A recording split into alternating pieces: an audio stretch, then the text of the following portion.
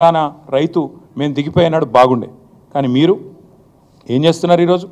ఆంక్షలతో మీరు ఒక్క మాట అంటా ఉన్నారు. వ్యవసాయ స్థిరీకరణ చేసే క్రమంలో మేము చూడలేదు. రైతు పెద్దవాడా చిన్నవాడా, రైతు ఉద్యోగ ఐటీపీయా మేము చూడలేదు. అవన్నీ తెలంగాణ రైతు ఎవరైనా రైతే. ఎందుకంటే రైతు కింద మళ్ళీ రైతు కూలీలు ఉంటారు. ఆయన చుట్టూ ఆధారపడ్డ ఒక ఈకోసిస్టమ్ ఉంటుంది. వాళ్ళందరూ బాగుండాలంటే చిన్న పెద్ద అని కటింగ్లు పెట్టాలి, కొర్రీలు పెట్టాలి, ఆంక్షలు పెట్టాలని మేము చూడకుండా రైతును రైతుగా చూసి వ్యవసాయ స్థిరీకరణనే లక్ష్యంగా మేము ముందుకు పోయినాం. కాబట్టే తెలంగాణ ఈరోజు పంజాబ్ను హర్యానాను తలదన్ని వ్యవసాయంలో వరిధాన్యం ఉత్పత్తిలో భారతదేశంలో అగ్రభాగాన ఉన్నది. కానీ మీరు ఇవాళ పూటకో మాట, రోజుకొక కొత్త ఆంక్ష. మీ మంత్రివర్గ సహచరులే చెప్తున్నారు కదా, ముఖ్యమంత్రి అసలు 100% రుణమాఫీ కాలేదు, ఇది బోగస్ అని చెప్తున్నారు. ఒకరోజేమో విచిత్రమైన మాటలు. మీకు చిన్న ఎగ్జాంపుల్ చెప్తాను. ఎన్ని విచిత్రమైన మాటలు అంటే 17,14 మందికి రుణమాఫీ కాలేదని ఒకరోజు అంటారు, 30 లక్షల మందికి కాలేదని రైతులు చెప్తా ఉన్నారు. అందుకే మేము క్షేత్రస్థాయిలో కూడా పరిశీలనకు పోయినాం. లాస్ట్ ప్రెస్ మీటింగ్లో మీకు చెప్పాను, కొడంగల్ నుంచే ప్రారంభిస్తామని చెప్పాను. నేను కొడంగల్ డేటా మొత్తం తెచ్చిన. కొడంగల్లో ఒక మండలి చెప్తాను, మీరు కూడా బోర్ కావద్దు, మొత్తం డేటా ఇస్తా చూసుకోండి. కోస్గి అని ఒక మండలం ఉంటుంది. ఇప్పుడు అందులోకెళ్ళి ఇంకో మండలం కూడా ఏర్పాటు చేసింది, కోస్గి ఉమ్మడి మండలం. గుండుమాల్ మండలని ఇంకోటి అందులోనే మా ప్రభుత్వం ఉన్నప్పుడే ఏర్పాటు చేసినాం. కోస్గి అనే మండలం ఒక ఎగ్జాంపుల్ చెప్తాను నేను మీకు, దాన్ని బట్టి మీరు అర్థం చేసుకోవచ్చు. ముఖ్యమంత్రి సొంత నియోజకవర్గం పరిస్థితి ఇది. కోస్గి ఉమ్మడి మండలంలో మొత్తం 4 బ్యాంకులు ఉన్నాయండి. 5. 2 SBI బ్రాంచులు ఉన్నాయి, 2 తెలంగాణ గ్రామీణ వికాస బ్యాంకులు ఉన్నాయి, అదేవిధంగా 1 Mahbubnagar DCC bank single window. మొత్తం 5 బ్యాంకులు. ఈ 5 బ్యాంకుల్లో మొత్తం కలిపి ఉన్న ఖాతాలు ఎంత అంటే 20,239. 20,239. 3 విడతలుగా ముఖ్యమంత్రి నియోజకవర్గంలో ఈ కోస్గి మండలంలో ఇప్పటివరకు ఎంతమందికి రుణమాఫీ అయింది అంటే, అది కూడా పాక్షికంగానే అయింది, మొత్తం కాలే. 8,527 మందికి మాత్రమే అయింది. 3 విడతలుగా.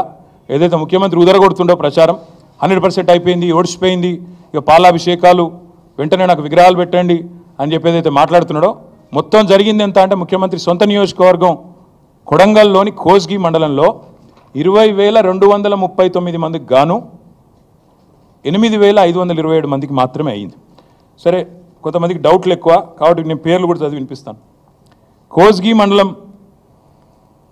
భక్తిమల్ల అనే గ్రామంలో 988 మంది రైతులు, బుజ్జారం గ్రామంలో 579, మీర్జాపూర్లో 641, ఆమ్లికుంటలో 528. ఇట్లా మొత్తం 26 గ్రామాలలో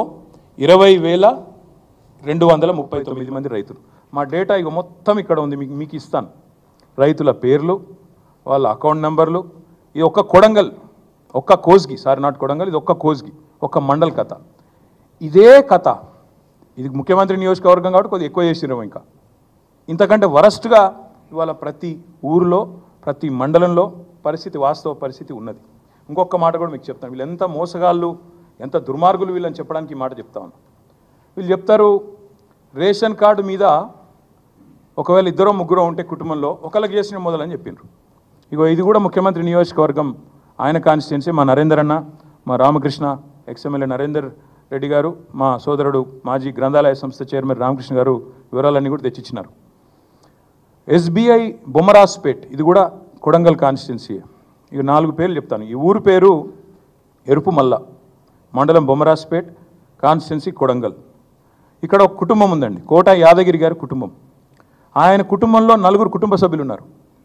కోట యాదగిరి గారి పేరు మీద 1,60,000 రూపాయల రుణం ఉన్నది.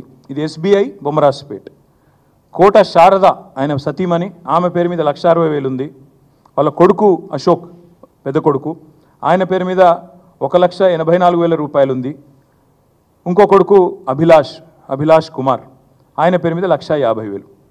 అకౌంట్ నెంబర్లతో సహా నేను ఇస్తాను మీకు. ఒక కుటుంబంలో ఒకవేళ 2-3 ఉంటే మొదలు ఒకరికి మాఫీ చేస్తాం, తర్వాత మిగతా వాళ్ళకి చేస్తామని మీరే చెప్పినారు. ఇది ముఖ్యమంత్రి నియోజకవర్గం ఎరుపుమల్ల అనే గ్రామం, SBI బొమ్మరాజ్పేట్, కోట యాదగిరి గారి కుటుంబం. కావాలంటే మీడియా కూడా పోయి విచారించుకోవచ్చు, వాళ్ళ అకౌంట్ నెంబర్లతో సహా ఇక్కడ ఉంది. ఇది మొత్తం కొడంగల్, ఇది ఒక మండలం చరిత్ర. ఇది బొమ్మరాజ్పేట మండలంలో ఒక రైతు కుటుంబం యొక్క వ్యవహారం. వాస్తవాలు ఇట్లా ఉన్నాయి. వీళ్ళ డైలాగులు బిల్డప్ ఏమో ఇట్లా ఉంది. అందుకే మేము ఈ ప్రభుత్వాన్ని డిమాండ్ చేసేదల్లా ఒకటే, పాస్బుక్లో పేరు చక్కగా లేవని లేదా ఉద్యోగులని ఇవన్నీ ముందు చెప్పలేదు కదా మీరు. ఉద్యోగులకు ఇవ్వమని చెప్పారా మీరు ముందు? ఉపాధ్యాయులు ఉద్యోగులు ఇవాళ మాకు మెసేజ్ పంపుతా ఉన్నారు, అన్న మా గ్రూపులలో చర్చ జరుగుతున్నది, చాలా మోసం ఇది, ఉద్యోగులను మోసం చేసిండు, ఉపాధ్యాయులను మోసం చేసిండు, ముందు చెప్తే బాగుండు కదా అని చెప్తూ ఒక ఉద్యోగ మిత్రుడు నాకు ఫోన్ కూడా చేసి మాట్లాడినాడు. ఆయన అన్న మాట, అన్న మరి రుణమాఫీకే ఇన్ని కథలు పడుతుండు, మరి రేపు రైతు బంధు కథ కూడా గింతేనా, అందులో కూడా కోసి పారేసులేనా అందరిని అడుగుతాడు. నేను పక్కా చెప్తున్నా, ఈ పచ్చి మోసగాళ్ళ ప్రభుత్వం ఇది, దగా ప్రభుత్వం. 49,000 కోట్లకెళ్ళి కథ మొదలైంది, ఇవాళ 7,500 కాడ ముగిసింది. 49